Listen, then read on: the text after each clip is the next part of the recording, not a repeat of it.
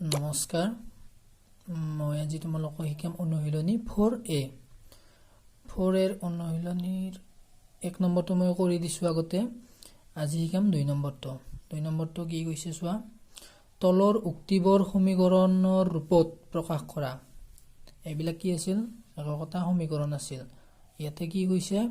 উক্তিৰে কৈছে মানে কথাৰে কৈছে আমি কিহেৰে লিখিব লাগিব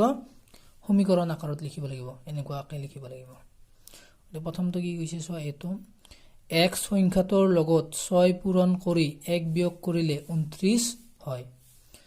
x সংখ্যাটোৰ লগত 6 পূৰণ কৰিলে গতি x into 6 মানে কিমান হ'ব 6x এটো 6x ইয়াৰ পৰা 1 বিয়োগ কৰিলে গতি কি হ'ব বিয়োগ 1 কৰিলে কাৰ সমান হয় বুলি কৈছে 29 ৰ সমান হয় গতি সমান কাৰ সমান হ'ব 29 2 নম্বৰটো b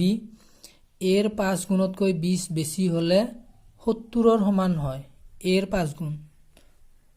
গুণ হলে কি হ'ব 5a যদি বেছি বুলি কয় তেতিয়া হলে কি কৰিব লাগে প্লাস কৰিব লাগে আৰু কম বুলি ক'লে কি কৰিব লাগে মাইনাস গতি 5a এর 5 গুণতকৈ 20 বেছি গতি কি হ'ব 5a + 20 কৰিলে কাৰ সমান হয় 70 ৰ সমান হয় গতি ৰিজাল্টটো কিমান হ'ব সমান এই 70 সিটো y এৰ বৰ্গৰ পৰা 4 কমালে 60 ৰ সমান হয় y টো লিখা প্ৰথমতে কি লিখিবা কাৰ সমান হয় এইটো লিখিবা এতে কি হয় বুলি কৈছে 60 ৰ সমান হয় বুলি কৈছে গতি সমান কি লিখিবা সমান 60 এতিয়া কি কৰিবা কি কৈছে এইটো চোৱা y এৰ বৰ্গৰ পৰা y টো বৰ্গ কৰা y স্কয়াৰ হ'ব তাৰ পৰা কি কমাব লাগিব 4 কমালে কি হয় মাইনাস গতি মাইনাস কিমান হ'ব 4 y স্কয়ার মাইনাস y এর বৰ্গৰ পৰা 4 কমালে কাৰ সমান হয় 60 ৰ সমান গতি ইকুৱেলটো কিমান হ'ব 60 d2 এটা সংখ্যাৰ লগত 7 যোগ দি 5 এৰে হৰণ কৰিলে 4 পোৱা যায় এটা সংখ্যা আমি কি নাজানো এটা আমি a b c d গণৰ যিবিলাক আখৰ আছে তাৰে যিকোনো এটা ধৰি ল'ব পাৰো আমি ইয়াতে x এ ধৰি লৈছো সংখ্যাটোৰ লগত 7 যোগ দি এটা সংখ্যাটোৰ লগত 7 যোগ দিছো সংখ্যাটো কি ধৰিছো x x ৰ লগত কি যোগ কৰিছো 7 যোগ দি কি হেৰে হৰণ কৰিব দিছে 5 এৰে মানে ডিভাইডেড বাই কিমান হ'ব 5 কৰিলে কি পোৱা যায় মানে কি সমান হয় কাৰ সমান হয় 4 ৰ সমান হয় বা 4 পোৱা যায় এটো তাৰ পিছত ই দুটা ক্ৰমিক স্বাভাৱিক সংখ্যাৰ পূৰণফল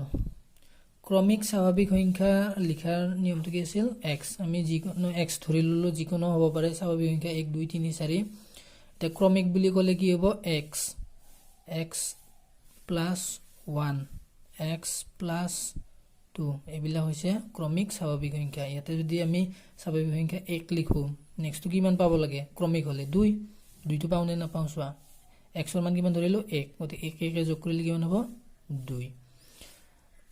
এটো x ৰ মান কিমান ধৰা আছে 1 1 2 যোগ কৰিলে কিমান হ'ব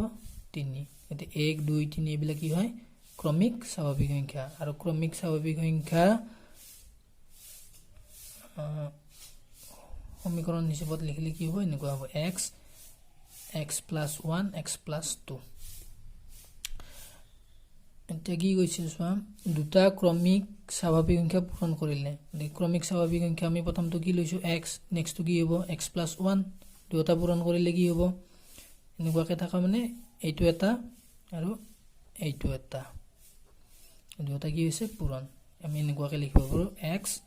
into x plus 1 ইকুৱেলটো কাৰ সমান হয় বুলি কৈছে 42 পূৰণফলটো কিমান হয় 42 গতিকে ইকুৱেলটো কিমান হ'ব 42 নেক্সট যদি এটা সংখ্যাৰ 1/4 সংখ্যাটোৰ 3 গুণৰ পৰা কমোৱা হয় কাৰ পৰা কমোৱা হয় সংখ্যাটোৰ 3 গুণৰ পৰা গতিকে সংখ্যাটো আমি কি হ'ব ইয়াতে কোৱা নাই x বুলি গতি আমি x এ ধৰিছো x ধৰিলে কিমান হ'ব 3 সংখ্যাটো 3 গুণ হলে কি হ'ব 3x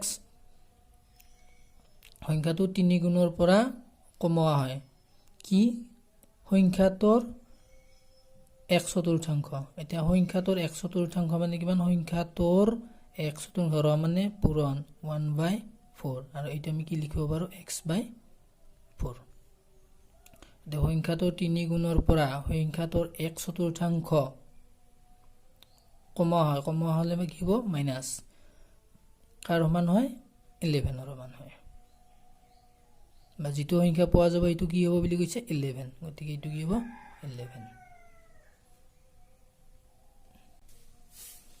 নেক্সট 3 নম্বৰটো কি কৈছে তলৰ সমীকৰণ কেইটা উক্তি বা বিবৃতি হিচাপে একতা বাক্যত প্ৰকাশ কৰা এটা কি হল সমীকৰণত দিয়া আছে আমি কথাৰে লিখিব লাগে 1 নম্বৰটো কি দিয়া আছে 3x - 4 = 8 এটো আমি কি কৰিব পাৰো কথাৰে ক'লে কেনেকুৱাকে ক'ব পাৰো বেলেগকে ক'ব পাৰি কিন্তু মই এনেকুৱাকে কৈছো চোৱা কি কৈছো সংখ্যাটো কি আছিল 3x - 4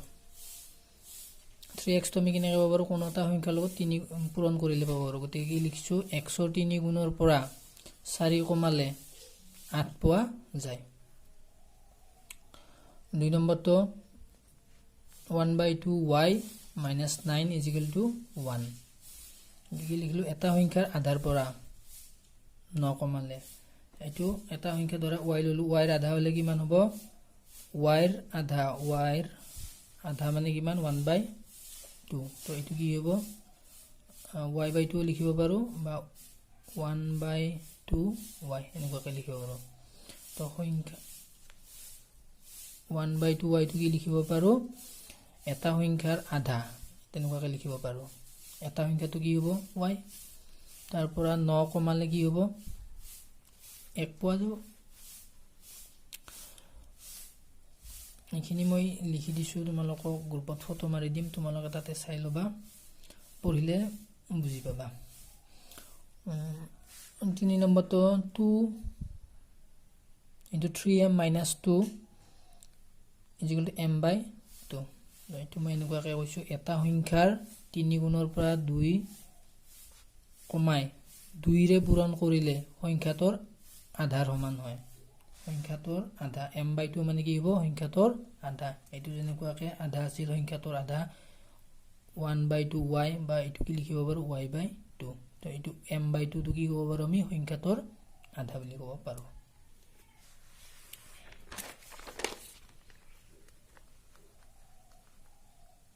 নেক্সট 5 নম্বৰটো কি আছে 20 + p = 8 + 2p এটো কেনেকৈ ক'ব পাৰো এটা সংখ্যাৰ 20 ৰ লগত এটা সংখ্যা 20 ৰ লগত এটা সংখ্যাটো কি আছে ইয়াতে p টো কি হ'ব এটা সংখ্যা p টো কি হৈ আছে 20 ৰ লগত যোগ হৈ আছে গতিকে এটা সংখ্যা 20 ৰ লগত যোগ কৰিলে কাৰ সমান হয় সংখ্যাটোৰ দুগুণতকৈ 8 বেছি হয় সংখ্যাটোৰ দুগুণ সংখ্যাটো কি আছিল p আছিল 2p মানে কি হ'ব সংখ্যাটোৰ দুগুণ 8 প্লাস আছে বা +8 আছে প্লাস তো আগত আছে এনে কি হ'ব সংখ্যাটোৰ দুগুণতকৈ 8 বেছি হ'ব আৰু 6 নম্বৰটো 10y + 3 = 7 * y + 3 এটো মই অকনমান ওলটাই কৈছো এটা সংখ্যাৰ লগত 3 যোগ কৰি 7 ৰে পূৰণ কৰিলে সংখ্যাটোৰ 10 গুণতকৈ 3 বেছি হয় এটা এপিনৰখিনি মই আগতে কৈছো পিছত এখিনি ক'লো এটা সংখ্যাৰ লগত 3 যোগ কৰি 7 ৰে পূৰণ কৰিলে মানে কিমান হ'ব 7 * y + 3 এখিনি হ'ব এখিনি কাৰ সমান হ'ব সংখ্যাটোৰ 10 গুণতকৈ 3 বেছি তাৰ সমান হ'ব গতিকে তেনেকুৱাকে লিখিব পাৰো 4 নম্বৰটো তলত দিয়া পৰিস্থিতিৰ ভিত্তিত একতাকৈ সমীকৰণ গঠন কৰা সমীকৰণ লিখিব দিছে প্ৰথমটো কি কৈছে তিনিটা ক্ৰমিক অখণ্ড সংখ্যাৰ যোগফলৰ মাজৰ সংখ্যাটোৰ দুগুণতকৈ 21 বেছি ক্ৰমিক অখণ্ড সংখ্যাবিলাক আমি কেনেকৈ লিখিব পাৰো x + 1 x + 2 x + 3 তেনেকুৱাকে লিখি গৈ থাকিব পাৰো তিনিটা ক্ৰমিক অখণ্ড সংখ্যা হলে কি হ'ব যোগফল মানে যোগ কৰা তিনিটা অখণ্ড সংখ্যা যোগ কৰিলে কি হ'ব x x plus 1 plus x plus 2 মাজৰ সংখ্যাটোৰ দুগুণতকৈ মাজৰ সংখ্যাটো কি আছে ইয়াতে তিনিটা সংখ্যা আছিল x আছিল x plus 1 আছিল x plus 2 আছিল ইয়াতে মাজত কি আছে x plus 1 x plus 1 ৰ দুগুণতকৈ কি হ'ব বুলি কৈছে 21 বেছি হ'ব বুলি কৈছে এনেকৈ লিখিছো x plus 1 x plus 2 is equal to x 2 into x plus 1 plus 21 next এটা সংখ্যাৰ 3 গুণৰ লগত 11 যোগ কৰিলে 46 হয় এটো সহজ সংখ্যাটো কি হ'ব যিকোনো এটা ধৰিলে হল x y z মই x ধৰিছো x ধৰিলে সংখ্যাটো 3 গুণ হলে কিমান হ'ব 3x হ'ব তাৰ লগত 11 যোগ কৰিলে কাৰ সমান হ'ব 44 সমান হ'ব তো 3x plus 11 is equal to 44 3 নম্বৰটো এটা সংখ্যা আন এটা সংখ্যাৰ 5 ভাগৰ দুগুণ আৰু সংখ্যা দুটাৰ সমষ্টি 70 সংখ্যা দুটা কি এটা সংখ্যা হলে আমি যিকোনো ধৰি লব পাৰো x ধৰিছো আন এটা সংখ্যা কি এই যেটো সংখ্যা ধৰিছিলো তাৰ 5 ভাগৰ দুগুণ হয় তো কি হ'ব 2/5 লগত যেটো সংখ্যা ধৰিছো আমি x ধৰিছো x তো কি হ'ব পূৰণ হ'ব মানে কি হ'ব এটো এটা সংখ্যা ধৰিলো x আনটো সংখ্যা কি বুলি কৈছে সংখ্যাটোৰ 5 ভাগৰ 2 গুণ বুলি কৈছে গতিকে এই সংখ্যাটোৰ লগত 5 ভাগৰ 2 টো কি কৰিব লাগিব গুণ বুলি কৈছে যেহেতুকে পূৰণ কৰিব লাগিব গতিকে 2/5x এৰ লগত কি হৈছে x টোৰ লগত 2/5 টো পূৰণ হৈ আছে x plus এটা সংখ্যাৰ লগত আন এটা সংখ্যা 2/5x এটা এই সংখ্যা দুটাৰ সমষ্টি মানে কি যোগফল ইয়াতে প্লাস কিও লিখিছো সংখ্যা দুটাৰ কি বুলি কৈছে সমষ্টি মানে যোগ এই সংখ্যা দুটাৰ যোগ কিমান হয় বুলি কৈছে 70 is equal to 70 4 নম্বৰটো বাপেকৰ বয়স 41 বছৰ আৰু তেওঁৰ এই বয়স পুতেকৰ বয়সৰ 4 গুণতকৈ 3 কম বুলি কৈছে কম বাপেকৰ বয়স কিমান 41 বাপেকৰ বয়সটো আগতে লিখিছো বাপেকৰ বয়স 41 বছৰ পুতেকৰ বয়স কিমান বুলি কৈছে সমীকৰণ হলে সমান হ'ব লাগিব সোঁপিনৰখিনি আৰু বাওঁপিনৰখিনি সমান হ'ব লাগিব এটা এইটোৰ সমান কৰিব লাগিব এইটোৰ সমান কেতিয়া হ'ব যেতিয়া পুতেকৰ বয়সৰ 4 গুণৰ লগত 4 গুণৰ পৰা 3 কম হ'ব তেতিয়া কি হ'ব বাপেক আৰু পুতেকৰ বয়স সমান হ'ব বাপেকৰ বয়স কিমান কৈছে 41 পুতেকৰ বয়স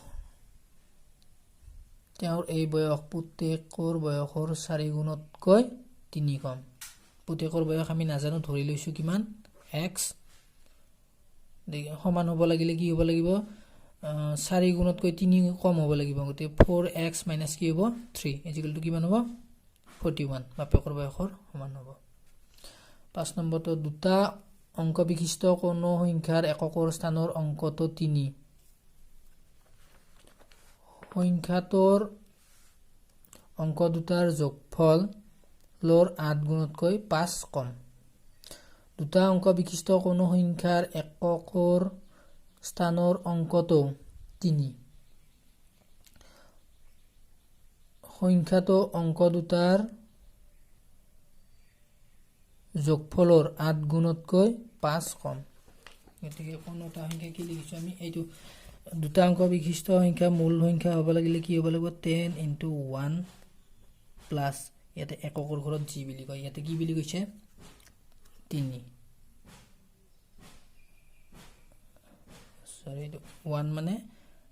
1 বুলি নাজানো আমি সংখ্যাটো কি হ'ব পাৰে নাজানো এইকাৰণে আমি কি ধৰি লৈছো ইয়াতে x ইয়াতে নাই দেখি মানে 10x হ'ব 10x প্লাস এককৰ ঘৰটো কি বুলি কৈছে 3 গতি ইয়াতে কিমান হ'ব 3 এটো মূল সংখ্যা এনে সংখ্যাটোৰ এককৰ ঘৰত কি আছে 3 আৰু দশকৰ ঘৰত কি আছে x সংখ্যা এইটো হৈছে মূল সংখ্যাটো কি হ'ব 10x plus 3 3 টো কি হ'ল এককৰ ঘৰত কি বুলি কৈছে এককৰ ঘৰৰ অংকটো 3 বুলি কৈছে কাৰণ ইয়াতে 3 হৈছে এটা সংখ্যাটো কাৰ সমান হ'ব বুলি কৈছে এই দুটা অংক বিশিষ্ট অংক বুলি যে কৈছিল দুটা অংক বিশিষ্ট সংখ্যা হলে কি হ'ব অংক দুটা হ'ব অংক দুটা কি হ'ব এটা হ'ব x এটা হ'ব 3 এই এককৰ ঘৰটো কি হ'ব 3 আৰু দশকৰ ঘৰটো কি হ'ব x ইয়াৰে 8 গুণতকৈ 5 কম হ'ব বুলি কৈছে গতিকে দুটা অংক বিশিষ্ট অংকটো কি হ'ব 10x + 3 এটো মূল সংখ্যা ইয়াৰ এককত কি আছে 3 আৰু দশকত কি আছে x এই সংখ্যা দুটাৰ যোগফলৰ x + 3 ৰ যোগফলৰ 8 গুণতকৈ 8 গুণ 8 পূৰণ কৰিলে